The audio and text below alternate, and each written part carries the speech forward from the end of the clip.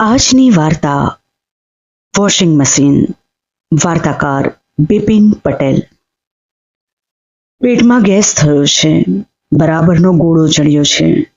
જીરું મીઠું ફાક્યા, વહુએ ઈનો પણ આપ્યો. ગોળો બેસતો જ નથી. આજે કશું કામ નહીં થાય. કામ વગર બળ્યો કંટાળો આવે છે.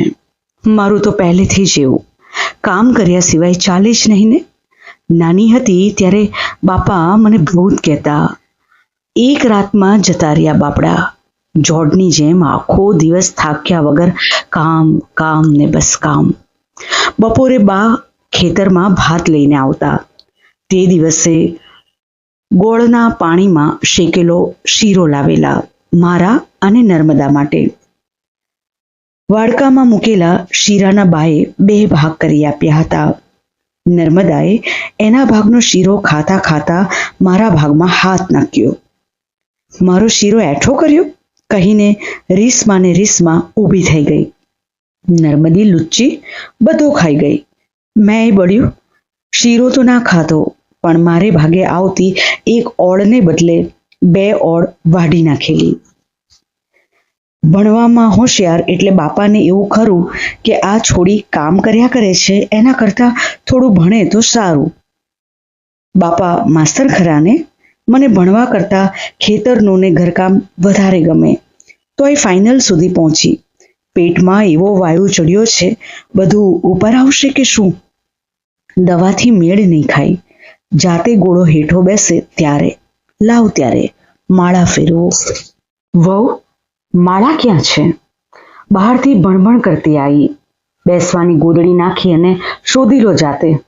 પાતાળમાં ઘાલી હશે, અમે ક્યાંથી શોધીએ? કહેતી બહાર ચાલી ગઈ. જુઓ આ વહુ, જોઈ લીધી ને? મુઈ બધીઓએ આવી હશે કે પછી દીવો લઈને આ રતન શોધી લાવ્યા છીએ એટલે? પહેલા ઘા મારીને કામ કરતી, પગમાં તરોડ થતી તોય બધું કામ કરતી. કપડાં તો મારે માથે જ. બળ્યું, અત્યારે કોઈને ગણપાર નથી. ઘસી ઘસીને ધોઈએ તો કહે કપડાં ફાટી જાય છે. ત્યારે એ તો બરાબર ઘસીએ તો જ સાબુ બચે અને કપડાં ચોખ્ખા થાય ને. છોકરાએ માના પક્ષે. બા તો જોત જોશે ધોકા મારીને બટન તોડી નાખે છે. એક તો ઘરનો લુડાપો કરીએ ને નફામાં આખું ઘર ધમકાવે. હું માળા એમ ફરી બોલી. સાંભળતા જ વહુએ કહ્યું, આજે બધું કામ જાતે પતાવવાનું છે ને પાછી માળા કેટલી વાર ઊભી થાવ? જાને ભાઈ ઈશુ, બાને માળા આપને. મોંમાં જીભ નહીં ઘાલે પાછા. બરાડા પાડીને આખી સોસાયટી ગજવશે. લગાર અવાજ ભારે છે તો શું કરીએ? આખો દાડો મૂંગે બેસીને શું કરું? મારે શું કરવા ગજવવું પડે? આ તો માળા નથી જડતી એટલે. કામ કરીએ ત્યાં સુધી ગળ્યા મધ લાગીએ. પાછા કહે આખો દાડો પલંગ તોડવો છે. છે કશી ચિંતા? એક પછી એક કામ એણે જ છોડાવ્યા છે ને વાંકીનો વિસ્તાર છે બધો. લાવ ત્યારે જાતે જ શોધી લો. બળિયું ઉઠીએ ત્યારથી કામમાં ને કામમાં. કોઈ દાડો સવારે માળા ફેરવાતી જ નથી ને. ક્યાં મુકાઈ ગઈ હશે? એ હતા ત્યારે 2 વચ્ચે 1 માળા હતી તોય આડી અવડી ના થાય. એમનું કામ ચોક્કસ. લ્યો આ મળી ગઈ. ભગવાનના ફોટા પાછળ પડી ગઈ હતી. કલાકેક ભક્તિ કરીશ ત્યાં સુધીમાં ગોળો ઉતરી જશે. મારા બાને તો આવું થાય ત્યારે સાલો આડો રાખી બીડી પી લેતા. ગામડામાં એવું બધું ચાલે. એ તો મટશે એની મેળે ત્યારે. લ્યો હજુ 1 માળા પૂરી થઈ નથી ને મેની આવી. એને મુઈને ઓળને કોળનું ભાન ના પડે. બસ આવે ત્યારથી બોલ બોલ કર્યા કરે. કૂતરા ઘાલ્યા છે એના મગજમાં. આઈ એવી બોલવા માંડી. અમારો જયેશ અડવોણી જોડે જમવાનો છે. આખો દાડો ઘરમાંથી મહેમાન ભૂલતા જ નથી. ચા શરબત આઈસ્ક્રીમ અને જમાડિયા જેવું હોય ઈન જમાડવાનું. તાણે તો ગહાયાવાના સંબંધ થોડો હચવાય. આ બધી ડોફરાઈ કૂટવાની વાતો. ઘરમાં બધે તાળા, ઇલાયચી, બદામ. અરે શું વાત કરો! 1 ડબ્બાને તાળા મારે છે ને પાછી ડાપણ મારે. વહુઓને જે કરવું હોય તે કરે. ખાઓ પીઓ અને લહેર કરો. જુઠ્ઠી છે સાવ. એની વહુને ચાની લરી પર મેં જોઈ છે. હું ચાએ પેટ નહીં પડવા દેતી હોય. એણે ઘરમાં બધું વસાયું છે. ગરગંટી, ફ્રીજ, એસી મેલ પૈડ મારી બઈ. આટલા બધા ભોગ ભોગવીને શું કરવા છે? જવાબ નહીં આલવો પડે દેવના દરબારમાં? મેની કાયમ કહે છે એ તો ભાઈ જમોના પ્રમાણે રહેવું પડે અને ચીજ વસ્ત લાવવી પડે. લોક શું કે ઓન આટલા બધા પૈસા સન ચો છતીએ બાંધીને લઈ જવા સતાણા? એ તો સભા સોપટું બધું લાવવું પડ અને વટ પડે ને. આવતા વેત બોલી ગઈ, ચમ ડઈ પલંગે પડ્યો છો? વહુના ઘાઘરા નહીં ધોવાના? જેટલી આખી સ જેમ બધાના કપડા ધોઈએ ને વહુના ન ધોવાય? વહુ એટલે શું આપણી ગુલામડી સ? સાચું કહું, મને તો વહુ ઉપર મેનીની જેમ દાબ રાખવો જરાય ના ગમે. મેં તો આવતા વેત બધી છૂટી આલેલી, કશો બંધાવરો જ નહીં. હા જુઓ ને, અમારા લગ્ન થયા ત્યારે ઘર વખરીમાં એક ખાટલો, નહોતો પંખો કે નહોતો રેડિયો. વહુ આવી એટલે બધી છૂટી. મોટો રેડિયો. શું કહો છો બળ્યું? હા, ડેક લાવ્યા છે. મારે તો શું કરવાનો, કોઈ વાર ભજન વગાડું, બાકી ટીવીમાં તો શું જોઈએ? સોફાને શું ફોડવાના? આ તો માળા ફેરવવામાં સોફામાં બેસું ત્યારે સારું ફાવે. નરેશ ઘણી વાર કહે, ડાઈબા તમે સોફા પર બેઠા બેઠા માળા ફેરવતા હો છો ત્યારે રાણી વિક્ટોરિયા લાગો છો. વાત એ સાચી. સારી ચીજ વસ્તુઓનો ફેર તો પડે ને. મારા જેવી રસોઈ તો એને શેની આવડે? એ મને રસોઈની રાણી કહેતા, પણ હવે તો બહુ જ રસોઈ બનાવે છે. ધીમે ધીમે કરતા શીખી ગઈ છે. આપણે ત્યારે ક્યાં સુધી ઝાલી રાખવું? તમે જ કહો. જેવી કરે તેવી ત્યારે. મારા નરેશને ભાવે એવી બનાવી એટલે થયો. બધો વ્યવહારે એમને સોંપી દીધો છે. ખરે જેમ કરવું હોય તેમ. આપણે કંઈ આપણો કક્કો ખરો નથી કરવો. હવે એક એક કરતા બધા કામ છોડી દીધા છે. કપડા સિવાય કંઈ નથી કરતી. કોક દિવસ રામલો ના આવ્યો હોય તો વાસણ ધોવડાવું, બાકી કપડાં તો જાતે જ ધોવાના. રામલાઓના ધોયેલા શી રીતે ગમે? ઢગલો સાબુ વાપરે, કપડાં ટીચી નાખે. હોય એટલું જોર ભર્યું હોય મુઆઓમાં એટલે કપડાં તો હું જ ધોઉં. કોઈક વાર માંદી પડું તો મોડા ધબકાવી નાખું. બળ્યું ત્યારે એમાં શું ગહાઈ જવાના? મેની તો બોલ્યા કરે. મેં મેનીને કહ્યું, આજે વાયુ થઈ ગયો છે, કપડાં નથી ધોવાના. ડોશી વૈદા કર્યા. વહુએ ઈનો પણ આપ્યો. હજુ ફેર નથી પડ્યો. મેની ચા પીશ ને? તન ગોળો ચડ્યો ના? તે તું એકલી પીજે. પણ વહુ આખા ઘરનું કોમ કરવાનું છે ને, તે શું થઈ જશે? મૂકશે ગણી. ના ના, એ તો ફેર આએ એક પીશ. લેતાણ જાઉં. ગરમ કોમના ઢગલા હશે. આપણ ના કરીએ તો ઉજળાવળ કહેતી મેની ગઈ. હવે ગોળો હેઠો બેઠો. થોડું ખાઈને આડી પડી. ઊંઘ તો ક્યાંથી આવે? નરેશ ઓફિસથી મોડો આવ્યો. ટીવી ચાલતું હતું. આવીને સીધો રસોડામાં બેઠો. ગુસપુસ ગુસપુસ. મારી બઈ રોજની વાતો હશે. શું મેનુ છે? રોજ રોજ શું હોય? ચોપડા અને દૂધ. અરે યાર, કઈ વેરાયટી તો બનાવતી જ નથી. વેરાયટી ને વેરાયટી તમારે ઠીક છે. આજે પગ વાળીને બેઠી નથી. બા ખાટલે, કપડાય મારે માથે. હું બરાબર સંભળાતોય નથી. ભાઈ ધીમું કરો ને ટીવી. ધીમું નહીં થાય. ના ફાવે તો વરાંડામાં બેસો. છોકરાએ મારા વાલા એના જેવા જ તેજ છે. એક દાડામાં શું દુબળી પડી જવાની છે તે આમ ગાયા કરે છે. કાલથી હું ધોઈશ. મારી બઈ આજની પ્રજાને કામ જ નથી કરવું. કામ ન કરો એટલે શરીર પોલા જ થાય ને. હોય એટલા રોગ ઘર ઘાલે. પણ એમ વારંવાર બા માંદા પડે એના કરતા મશીન લઈ લઈએ. સાવ સહેલું. વપરાશ ઓછો સાબુનો. બા આમે ઘાણ તમે ધોઈ. અત્યાર સુધી હાહુ અને વરના દાડા ઉઠ્યા છે. એમાં શો ભલીવાર આવે? કપડાં બરાબર ઘસ્યા વગર, ધોકો માર્યા વગર સારા થાય જ નહીં ને. હું હજી જમ જેવી બેઠી છું. એ તો હું જ ધોઈશ. ઠીક નહીં હોય તો હવળ ધોઈશ. એ ભલે પડી રહેતી. નવરી બેસીને આમે હું શું કરવાની છું? એ તો તમારે હું ધોઈશ. બાકી મારા મર્યા પછી જે કરવું હોય તે કરજો. ગરમીથી કંટાળી બહાર બેઠી. નરેશ અને વહુ ગુસપુસ વાતો કરતા હતા. વાત બરાબર સંભળાતી નથી. આપણે શું જે કરતા હોય તે. ત્યારે એમને એમની વાતો તો હોય ને, હિંચકે બેસવું તો થોડું સંભળાય. એવું કરીએ તો શોભતા હોઈશું. ભલે ને ત્યારે જે કરવું હોય તે કરે, મારે તો બસ કપડાં ધોવા દે એટલે થયું.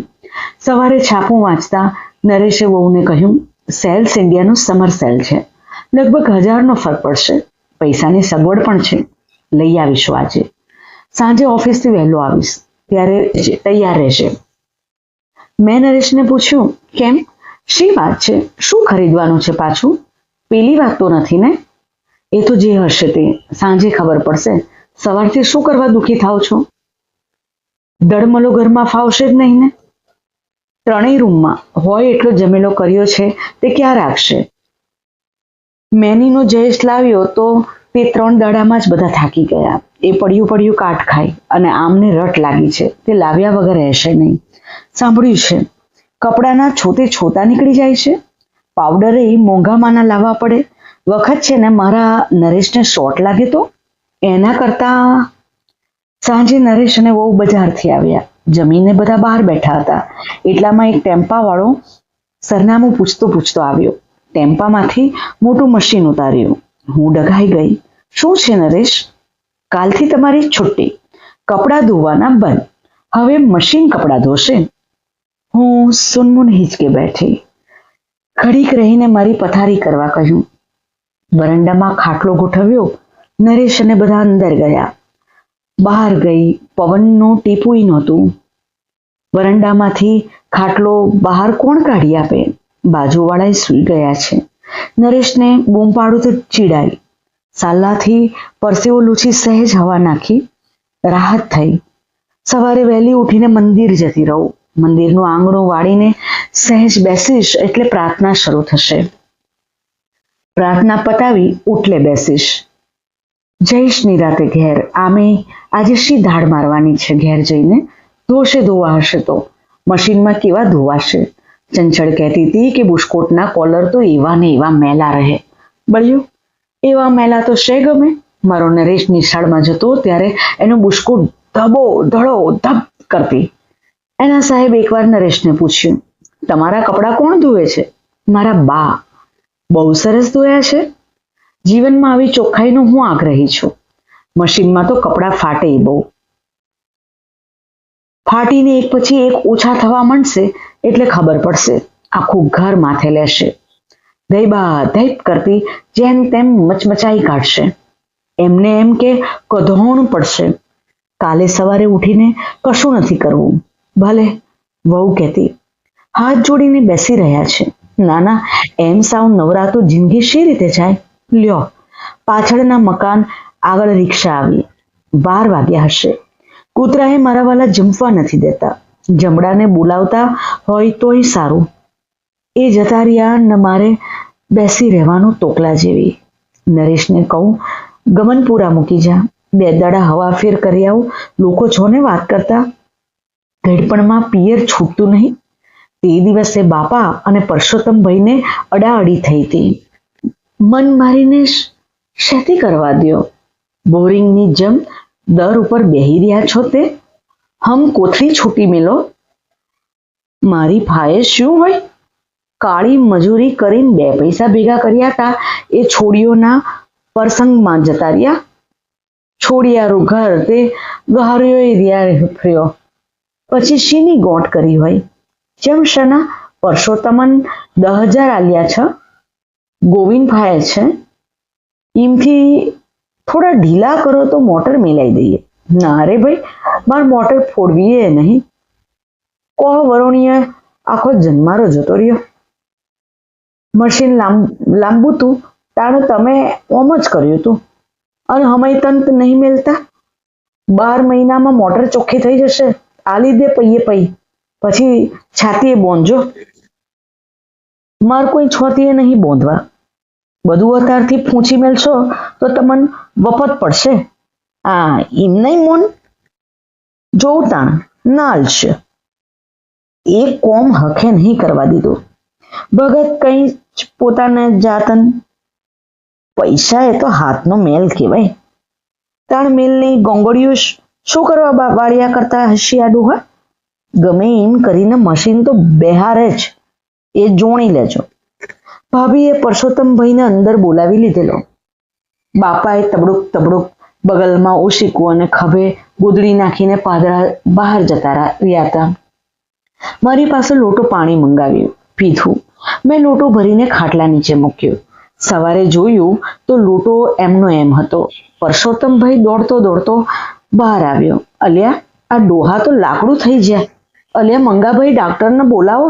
મંગાભાઈએ તપાસીને કહ્યું, હાર્ટ ફેલ છે.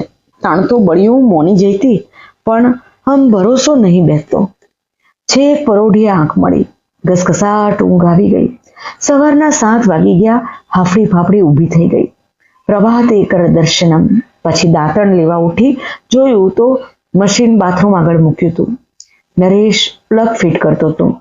વહુ મશીનનું ઢાંકણું ખોલતી હતી. છોકરા આંખો ચોડતા ચોડતા મશીનના બટન દબાવતા હતા. વહુ વારંવાર એમને રોકતી હતી, રહેવા દો, બગડી જશે તો ક્યાં જઈશું, કંપનીવાળો ક્યારેય આવશે. નરેશે સમજાવવા માંડ્યું, પહેલા કાપો દેખાય છે તેટલું પાણી ભર. ભરાઈ ગયું? તો હવે 2 ચમચી પાવડર નાખ. સ્ટીલની નહીં, સ્ટીલની ચમચી નહીં, સર્ફની પ્લાસ્ટિકની ચમચી. બરાબર? હવે 6-7 કપડાં લે. જીન્સ અને ચાદર હમણાં ના લઈશ, ભારે કપડાં છેલ્લે લેજે. વધુમાં વધુ 3 કિલો વજન જોઈએ. અત્યારે સાલ્લો, શર્ટ એવા હલકા કપડાં લે. વજનવાળા કપડાં છેક નીચે નાખ, હલકા સૌથી ઉપર. હું દિવાલ સાહીને ઊભી રહી ગઈ. બા, સહેજવાર બેસો ને સોફામાં.